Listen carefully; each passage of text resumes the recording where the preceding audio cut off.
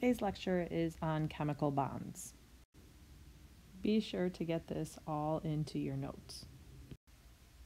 Atoms use chemical bonds to form compounds in order to become stable. An atom becomes stable when its outer energy level is complete or full. For example, if you have fluorine, if you look at the electron configuration of fluorine, you would see that it is 1s2, 2s2, 2p5. It has 7 valence electrons. We get that from, right here, these two numbers. If we add them together, we get 7. So fluorine is 1 valence electron from having a complete or outer energy level, which is why it wants to form a chemical bond. Once it gets that extra electron, it has 8 valence electrons, which would mean it would look like a noble gas. Once atoms combine to become more stable, they are written as a chemical formula. A chemical formula tells what elements a compound contains and the exact number of these elements. For example, the chemical formula for water is H2O.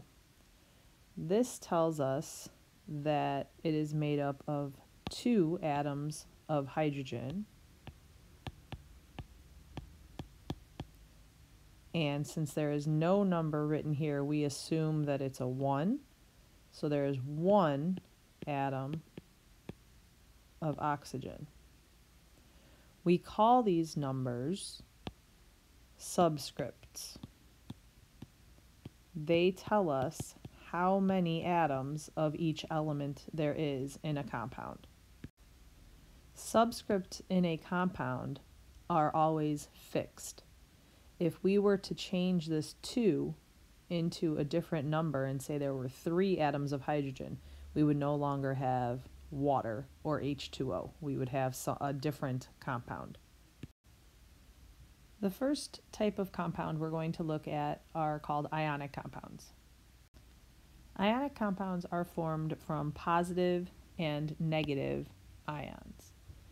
An example of a positive ion would be magnesium, which has a +2 charge, or chlorine, which has a -1 charge. We don't always have to write the 1, it's assumed because we see the negative, but you can write the 1 if you want to.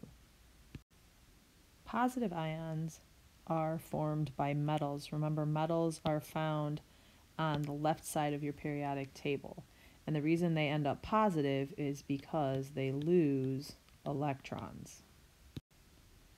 Negative ions are formed by nonmetals, and this would be an example of a nonmetal.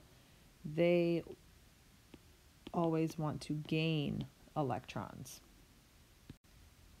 The overall charge of an ionic compound must be equal to 0. That means that it has to be neutral. So you have to have the same amount of positives as this and the same amount of negatives in order to cancel out to make the overall charge 0. We'll first look at writing formulas for binary compounds.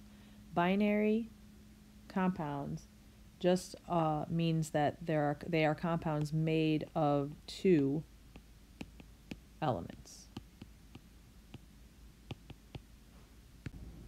In order to write a binary ionic compound formula, you need to know the charges of each of the elements.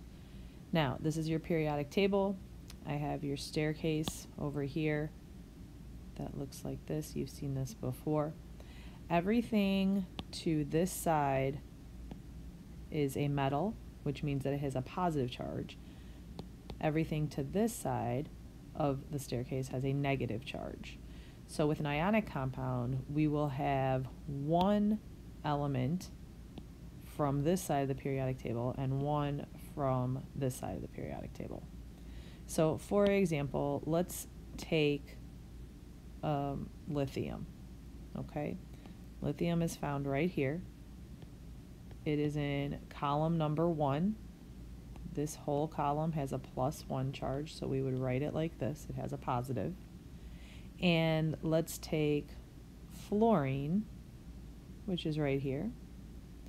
Okay, fluorine is a nonmetal, so it has a negative charge, and it is 1 electron away from being a noble gas, so it has a -1 charge. The charge tells you how many electrons they want to gain to look like a noble gas and have a full outer shell, or how many electrons they want to lose in order to have a full outer shell and look like a noble gas. Once you know the charges, you just have to balance out the pluses and the minuses. So if we look at this example with Li plus and F minus, you can see that we have 1 plus with Li and 1 minus with F. Therefore, they cancel out. So we write our formula as LiF. Let's try another example. Write the formula between Na, which is sodium, and O, which is oxygen. So first you have to find both of them on the periodic table. So Na is located right here, O is located right over here. Na is in group 1, so it has a +1 charge. It's on the metal side.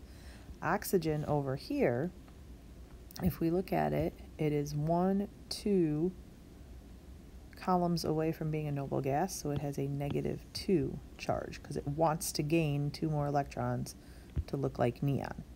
So once we have the charges and the symbols, we write our formulas. So we start by saying Na, and because Na has a +1 charge, we write the plus. And we start with O, and because it has a -2 charge, we write the -2 as a superscript. Once we have those, all we have to do is make the pluses and the minuses equal out. Right now, a +1 and a -2 are not equal. So, in order to get another positive to cancel out that other negative, I need another Na plus. So now in order to write the formula, I count up how many Nas I have. So I put the symbol. I have 2 Nas, so I put a 2 there. And I have 1 O, so I write an O. So the formula between sodium and oxygen would be Na2O. For example 2, let's write the formula between Be, which is beryllium, and S, which is sulfur.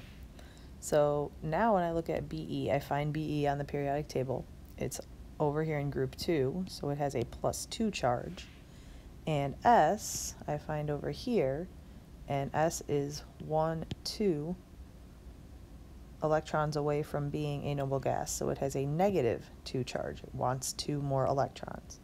So now that I know the charges and I know the symbols, I write the formulas as an ion. So I have Be +2, I have S -2. Well, a +2 and a -2, they're the same, so they're going to cancel out. So how many Be's do I have? I have 1 Be, so I write it as Be, and I have 1 S, and I write S.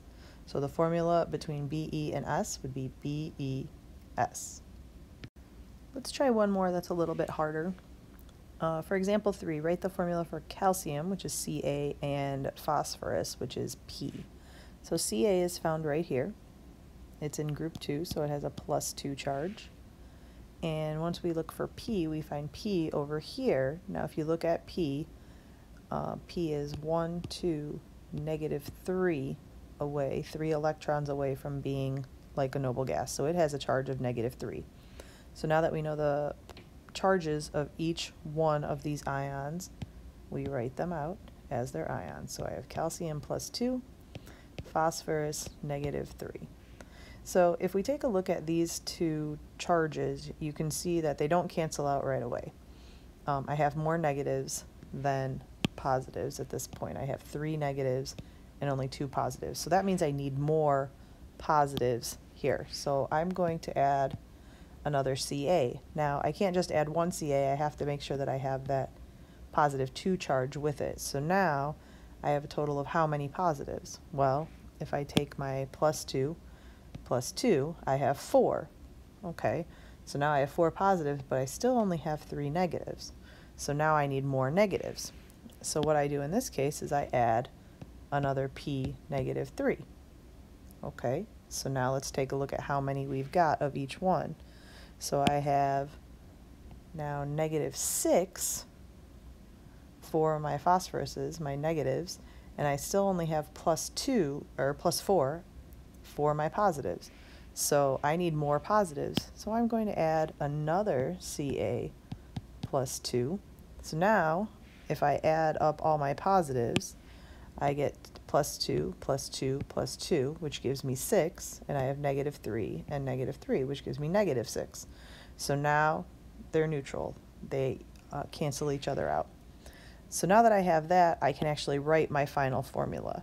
So I count up how many calciums I have. So I have 1, 2, 3 calciums. So I write Ca and a 3 subscript. And then I write my symbol for phosphorus. And I count up how many phosphoruses that I have. And I only have 2, so I write it like this. So I have Ca3 and P2. The next part we're going to talk about is naming these binary ionic compounds. Let's look at this compound here. This is NaCl. The first thing we're going to do is name the metal. And the metal is always going to be the first compound that's here. So we would look up Na on the periodic table and we would find out that it's sodium. So we would just name this as sodium. Second, we name the nonmetal, which is this part here, but we only use the root and we drop the ending and we add the new ending of "ide." So in this case, this is chlorine. So what we do is we drop the ending here and we change it to chloride. And we have our new ending of IDE. So when we name this compound, we would name it sodium chloride. Let's do one more example. Name the compound with the formula Mg3S2. So according to the previous slide with the rules, the first thing we do is we name the metal first. So the metal is Mg. So we would name Mg, which is magnesium. Then we look at the nonmetal, and the nonmetal is S, which is sulfur. And what we do is we take our root for that, which is sulf, and then we add IDE to the end. So the name of this compound would be magnesium sulfide. That's all for today. For the notes, come on up and get your practice problems from me.